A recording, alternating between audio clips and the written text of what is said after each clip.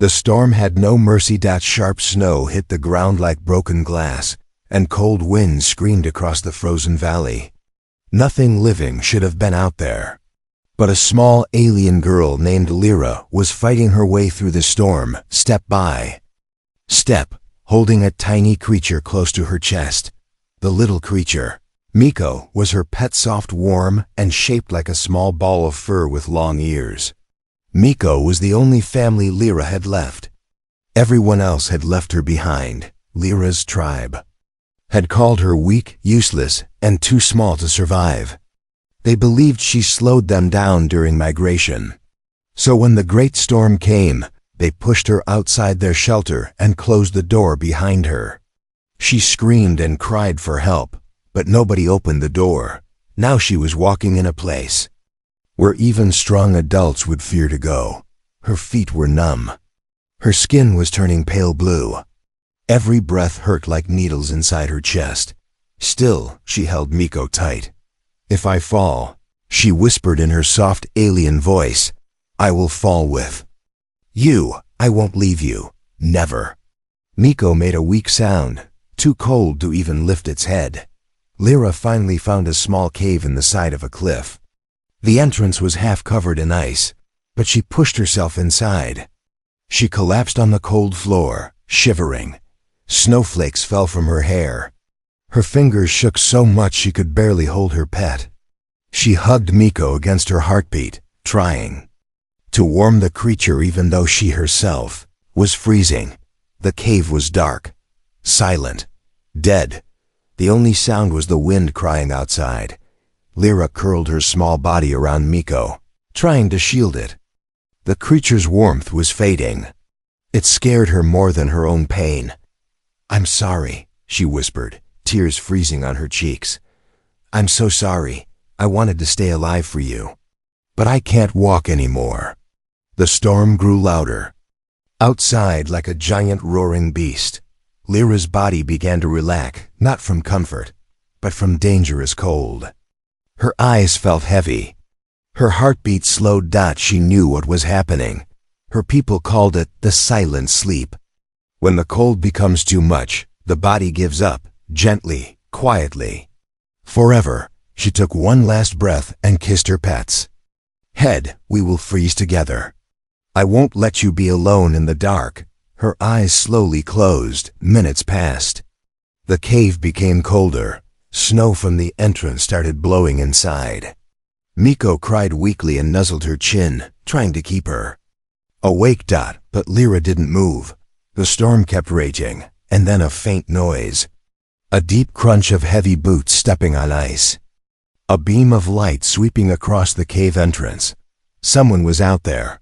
A figure stepped inside, covered in snow-dusted armor, carrying a bright flashlight in one hand.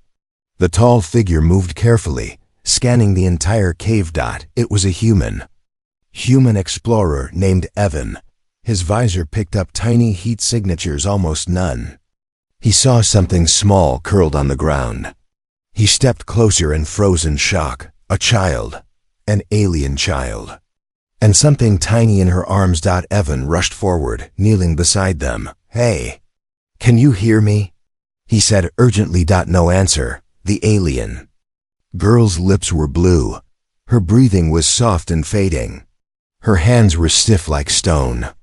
She was almost gone, but then he noticed something else. The tiny creature she was hugging was giving off a weak warmth. It had been trying to keep her alive. Evan swallowed hard. "You two, how long were you out here?" He touched her cheek. "Ice. Cold. Too cold." He quickly pulled off his thick survival jacket and wrapped it around both of them. He took out an emergency heat pack from his belt, snapped it, and placed it inside the jacket near her chest. Her body twitched. A tiny warm breath escaped her lips. "She's alive," he whispered. "Barely, but alive." He carefully lifted them, girl in one arm, her pet in the other, holding them close to his chest. His own face grew cold in the wind, but he didn't care. Outside, the blizzard was so strong it almost pushed him back.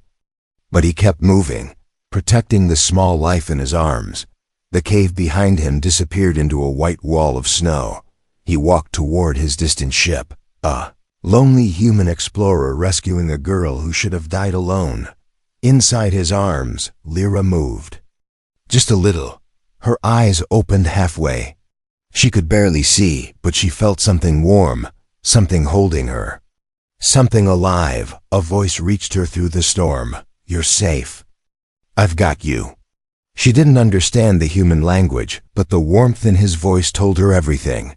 Before she fainted again, she felt something she never expected, hope. The storm raged outside, but Lyra's fate had already changed. She wasn't going to die in that cold cave. Not tonight. Not while a human walked through a deadly storm to save 2 lives that everyone else had thrown away. Evan pushed through the storm with the alien girl in his arms, but every step felt heavier than the last. The wind stabbed his face. Snow hit him like tiny bullets. His boots sank deep into the ice with every step, but he didn't stop. Not when the child's breathing was so weak. Not when her tiny pet's warmth was flickering like a dying flame. Not when he knew that if he slowed down, both of them would die. He kept whispering, more to himself than to them. "Just hold on. I'm not losing you two out here." After 15 painful minutes, the shape of his crashed scout ship finally appeared through the blizzard, half buried in ice, metal creaking under wind pressure. Evan slammed his boots onto the ramp and staggered inside. As the doors sealed shut, behind him, the storm scream faded into silence. Warm lights flickered on. Heat slowly filled the cabin. The air felt alive again. Evan placed the girl and her pet on a medical cot, his hands shaking from cold, fear, and the shock of what he'd just seen. The child looked so small under the thick survival jacket he'd wrapped around her.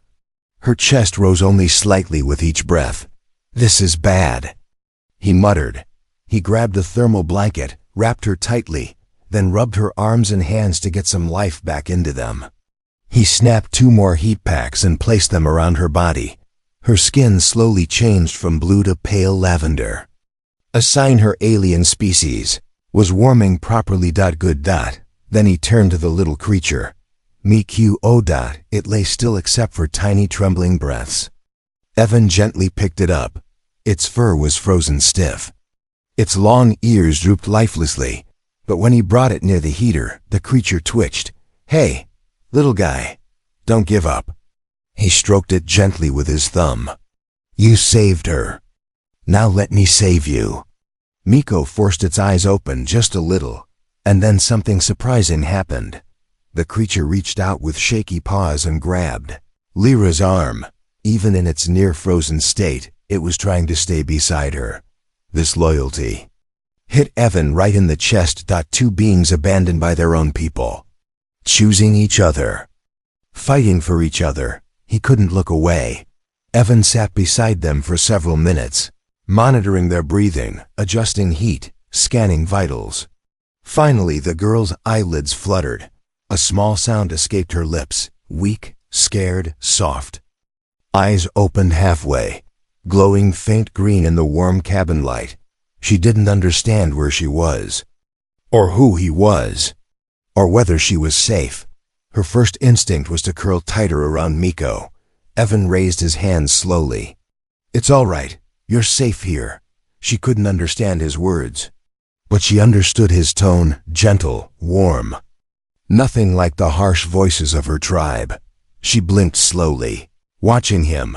Her voice cracked as she whispered something in her alien language, a tiny question filled with fear. "Why? Help me?" Evan didn't know her language, but he understood the emotion in her voice. He pointed to the storm outside the window, then to her shivering body. He spoke softly. "I couldn't leave you there. No one deserves to die alone." Lyra stared at him with wide, confused eyes. No one had ever said such words to her. No one had ever held her. No one had ever saved her. Not until this stranger appeared like a warm light in endless snow. Her breathing steadied. Her eyes closed not from cold, but from safety. for the first time in her life. She felt safe. Evan leaned back, exhausted. He didn't know it yet, but saving her had changed everything for her. And for a frozen planet filled with secrets waiting to awaken. The storm outside kept howling, slamming against the metal walls of Evan's small scout ship. But inside, everything was warm now. Gentle heaters hummed, soft lights glowed, and the air smelled faintly of clean oxygen. Lyra slept peacefully for the first time in days, wrapped in blankets, holding Miko close. Her breathing was steady. Her cheeks had color again. Evan finally allowed himself to sit down. His muscles ached from carrying them. His fingers still stung from the cold. But he couldn't take his eyes off the girl. "She's just a kid," he murmured. How could anyone leave her out there? He shook his head. He didn't understand alien politics, but abandoning a child, that was cruel, no matter what species you were. He opened his datapad and made a quick report log. Found alien juvenile and companion animal. Severe hypothermia. Alive. Treating. But then he hesitated. He wasn't sure anyone would receive this message. For weeks, he had tried contacting his team, the human expedition that had landed with him on this icy planet. One by one, they went missing in storms, until only he remained. He was stranded, alone, and he had stopped hoping for rescue. He glanced at Lyra again. But now, he wasn't alone anymore. Lyra wakes. A soft rustling sound pulled his attention back to the bed. Lyra's eyes slowly opened. She looked around as if waking from a long nightmare. Her gaze moved across the unfamiliar room, the glowing panels, the humming machines, and then stopped on Evan. She startled, sitting up quickly, holding Miko tighter. Evan lifted both hands gently. "It's okay. You're safe. No danger." She didn't understand the words, but she felt the warmth in his tone. Her people never spoke softly. Survival on this planet made them harsh, blunt, and cold. But this strange human spoke like someone who cared. Lyra touched her chest, then pointed outside, making a small questioning sound. She was asking, "Why did you bring me here?" Evan didn't know how to explain fully, but he tried. He pointed toward the door, then made a shivering gesture. "You would have died out there," he said. "I couldn't leave you." Lyra watched his hand movements closely. She understood enough. Her eyes softened, but then drifted downward. She placed one hand on her heart, then pointed to the floor, then pointed to him. Evan frowned, trying to interpret, and then he realized she was trying to say thank you. He smiled gently. "You're welcome." The alien girl flinched slightly, not in fear, but in surprise that no one had ever smiled at her before. Two lonely souls. While Lyra ate warm broth Evan prepared, he watched her carefully. She didn't eat like a wild creature. She ate slowly, politely, as if afraid to waste food. "Your tribe didn't feed you much, huh?" he whispered. She didn't understand the words, but she understood the sadness in his expression. She lowered her head and stroked Miko's fur, hiding her face behind its ears. Evan noticed something else. The creature always stayed close to her heart, as if its only purpose was to warm her. "Your pet really loves you," he said. Lyra lifted her head, her eyes brightening just a little. She made a small chirping sound, which Evan guessed was the creature's name. "Miko," he repeated. Her eyes widened in surprise and happiness. He said it correctly, for the first time. A tiny smile appeared on her lips. The connection begins. Evan realized something deeply unsettling and sad. Lyra was young, maybe 12 or 13 in human terms. Yet she already had the eyes of someone who understood pain too well. He leaned back. THINKI, lonely human, stranded on a frozen world. A lonely alien child abandoned by her tribe. Both thrown together by a deadly storm. Evan didn't know it yet, but saving her wasn't just an act of kindness. It was the beginning of a bond strong enough to change the fate of the entire planet. Outside, the storm screamed. Inside, Two broken lives began to mend together. The storm finally began to weaken outside. But inside Evan's ship, something strange was happening. Something he didn't understand yet. Lyra was resting on the medical cot, gently petting Miko. The creature had curled up in her lap, eyes half closed, long ears wrapped around her arms like a warm scarf. Miko looked peaceful. But something about it wasn't normal. Evan checked the scanner again. Still warm, he muttered. Much warmer than the girl. He ran the scan a second time, then a third. The readings made no sense. Miko wasn't just warm. It was producing heat, steady, controlled heat, like a living furnace. Evan walked closer. Miko instantly opened one eye and growled softly, warning him not to get too close to Lyra. The sound wasn't loud, but it carried a surprising strength, like a tiny guardian protecting its entire universe. Lyra, it's okay, Evan whispered. I'm just trying to understand. Lyra looked up confused. She didn't know what the human wanted. So she lifted Miko and placed it carefully in her palms. Then she held it toward Evan, a small gesture. A huge sign of trust. Evan's chest tightened. This child. She trusted so easily despite everything she'd suffered. He extended his hand, letting Miko sniff his fingers. The creature hesitated, then touched its warm forehead to his skin, and Evan flinched. It wasn't warm like an animal. It was warm like a heater on full power. His eyes widened. What are you? Lyra tilted her head, not understanding. So she lifted Miko and placed its body against her cheek. The creature wrapped around her like a warm blanket. Then a memory struck Evan, something he'd heard from local alien survivors. Before they vanished, some tribes keep heat beasts. Small living heaters. Warm enough to save a life but unstable in strong storms. Unstable. That word stuck. Evan turned back to the scanner, and this time he pressed a deeper diagnostic scan. New data appeared. Terrifying data. Miko's heat wasn't normal. Its internal temperature was rising, slowly but consistently. Like charging energy, like building pressure, like something that could. Evan swallowed hard. Explode? He looked at Lyra. She didn't know.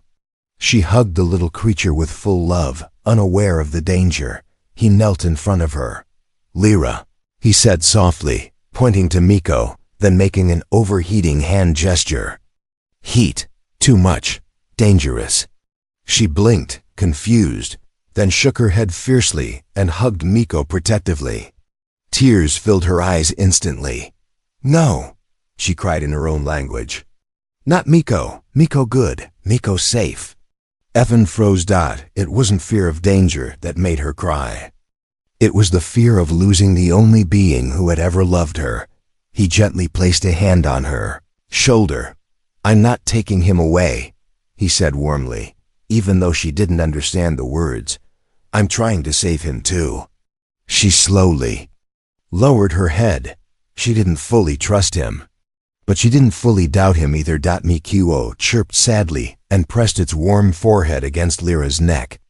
The creature sensed her fear. It always sensed everything she felt. Evan stood and looked at the rising heat readings again.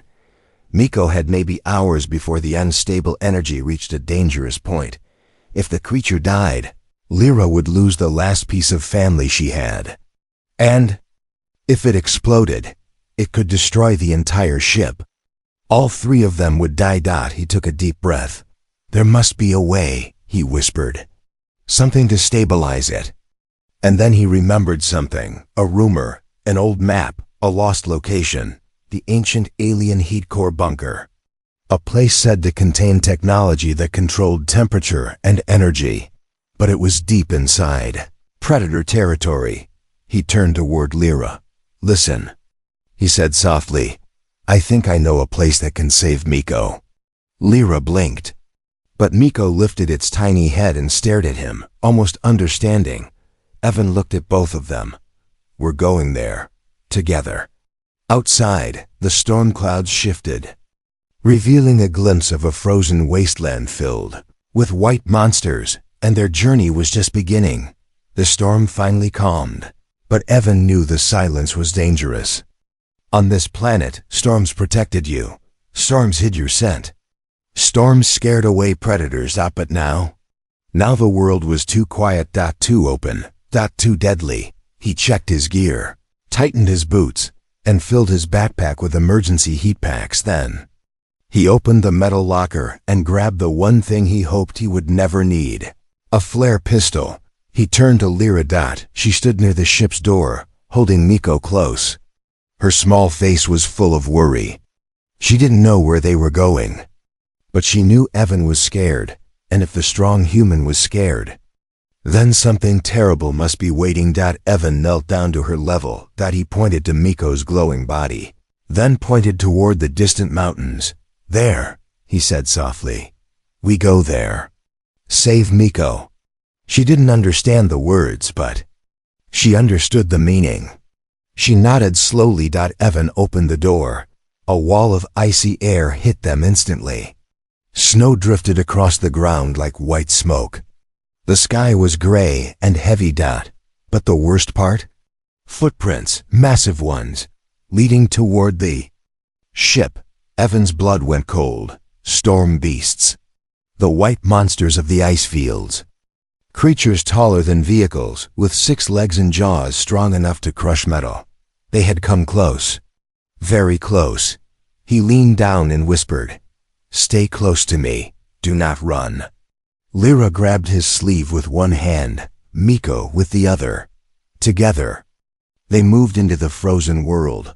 The path of death. The journey to the heat core bunker was long, across cracked ice fields, frozen rivers, and tall crystal cliffs that reflected light like broken mirrors. Evan constantly scanned the area with his visor. No movement. No heat signatures. Nothing. But he didn't relax. Predators on this planet didn't show up on thermal scans. They blended with the snow. They waited. They hunted silently. Lyra stopped suddenly.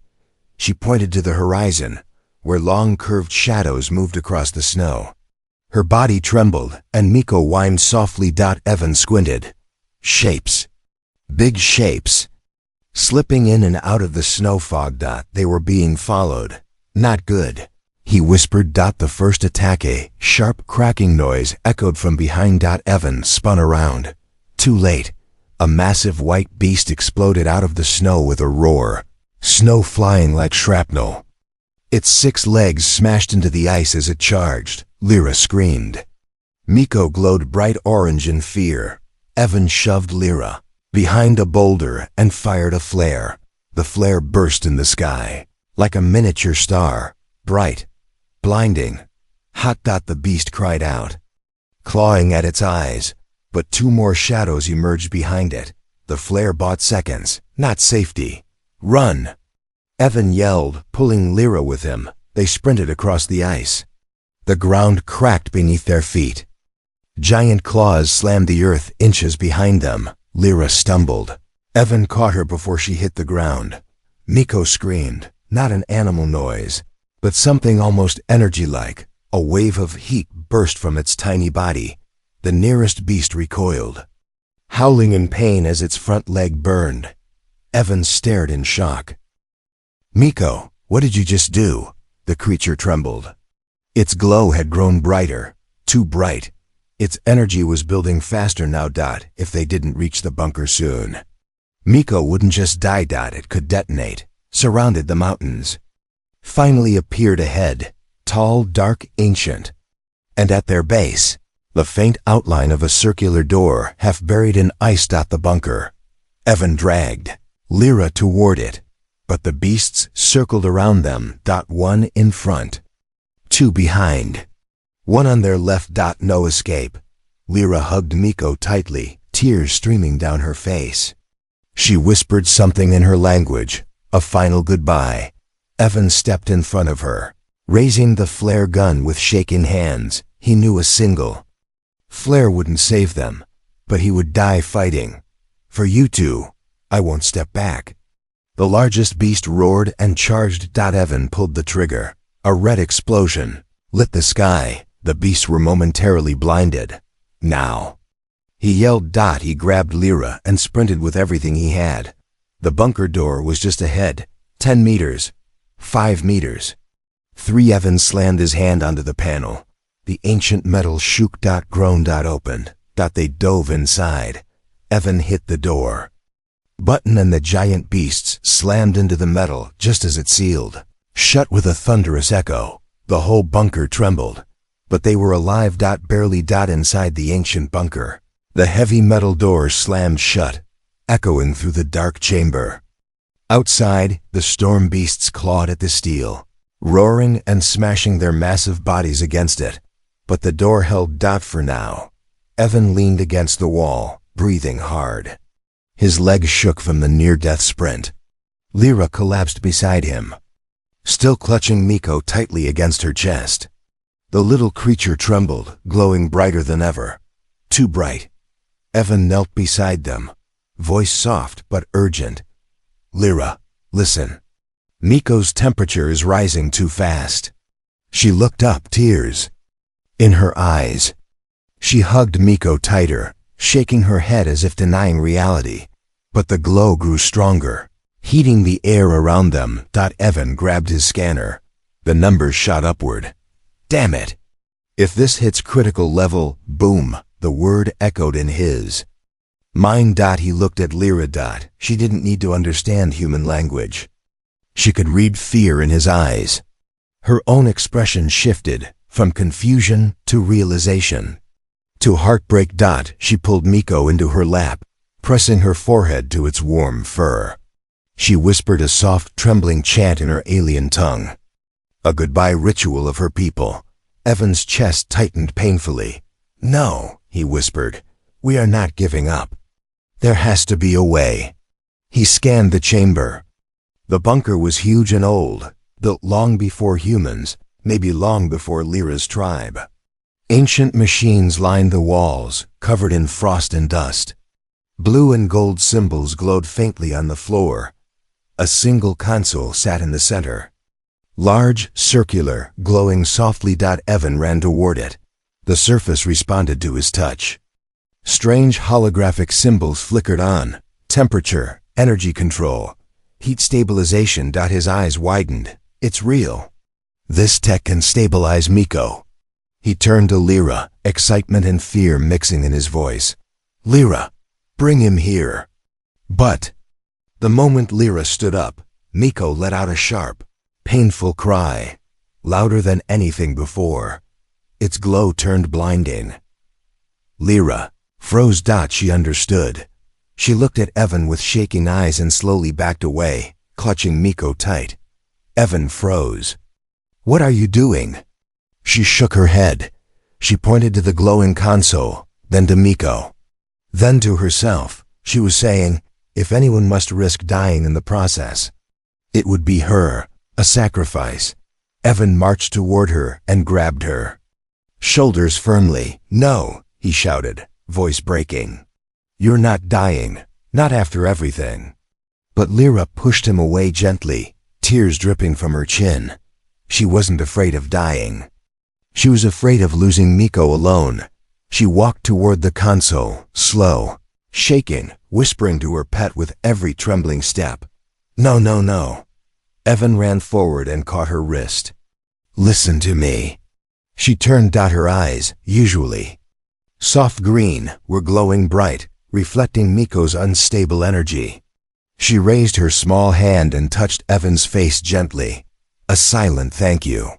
And a goodbye. She pulled away. Evan's heart broke. Lyra! He rushed forward, but Miko suddenly screamed, releasing a burst of furnace-hot air that blasted Evan backward against the wall. He gasped. The heat was suffocating. Lyra stumbled toward the console. She reached the glowing center and laid Miko in the circular slot. The machine reacted instantly. Symbols brightened. Engines rumbled. Ancient mechanisms awakened after centuries. Miko's glow began spiking violently, seconds from explosion. Lyra threw her arms around him, ready to die with her only friend. But Evan refused to accept it. through the burning heat and blinding light. He staggered to his feet and ran toward them with everything he had left, just as Miko's energy reached maximum level. Evan slammed his hand onto the main control crystal. A shockwave of cold, blue light exploded outward, and everything went silent, dead silent. Lyra opened her eyes. Miko was warm. But normal warm. Stable. The glowing console dimmed softly. Evan collapsed beside them, barely conscious, breathing hard. He had taken the heat surge meant to kill them. Lyra's eyes filled with tears. She touched his face gently and whispered one word her language could share with any species: alive. For a long moment, everything inside the ancient bunker was silent. No roaring beasts, no exploding energy, no screams, no storm. Just silence. Blue light faded from the console, leaving only the soft hum of ancient technology. Lyra held Miko tightly, tears dripping onto its soft fur. The little creature blinked up at her, alive, calm, safe. Then she turned to Evan. He was lying on the floor, breathing slowly, eyes half open. His body shook from exhaustion. The heat surge he absorbed had drained almost everything he had. Lyra crawled to him, her small hands trembling. She touched his face gently, afraid he might vanish if she pressed too hard. Evan managed a weak smile. "You okay?" he whispered. She nodded quickly, wiping her tears, and pointed to Miko, alive because of him. Evan's eyes softened. "Good, that's good." He tried to sit up but winced. Lyra quickly helped him, wrapping his arm over her shoulder, as much as her tiny body could support. For a moment, it didn't matter that they were from different species, different worlds, different lives. They only had each other. The door opens. A sudden rumble echoed through the bunker. Evan reached for his flare gun, but the sound wasn't from predators. It was mechanical, controlled, familiar. The ancient bunker door was unlocking. Light poured inside. Not storm-light. Not monster silhouettes. Rescue ships. Several human search and rescue units were landing outside the mountains, their bright spotlights cutting through the icy valley. Evan blinked in disbelief. "They found me," he whispered. Lyra tensed, unsure what these new giants were. Miko hit against her chest. Evan squeezed her hand weakly. "It's okay. They're like May." That was enough for her. The bunker door slid open fully, and human medics rushed in. But they stopped immediately when they saw the alien child holding the injured explorer. "Sir, is that?" "Yes," Evan said. "Help her and her pet." The medics instantly moved, wrapping warm blankets around Lyra and giving Evan oxygen. One medic scanned Miko, eyes widening. "This creature, it's stable now. Whatever happened here, you saved it." Evan glanced at Lyra. "No, she saved it." Lyra didn't understand the words, but she felt the emotion behind them. She tightened her grip around his arm, refusing to let him be taken away. For the first time in her life, someone stood beside her without fear, disgust, or cruelty. Someone protected her. Someone chose her. The tribe arrives hours later when the storm beasts had retreated and the sky cleared. Another ship appeared. Not human. It was from Lyra's tribe.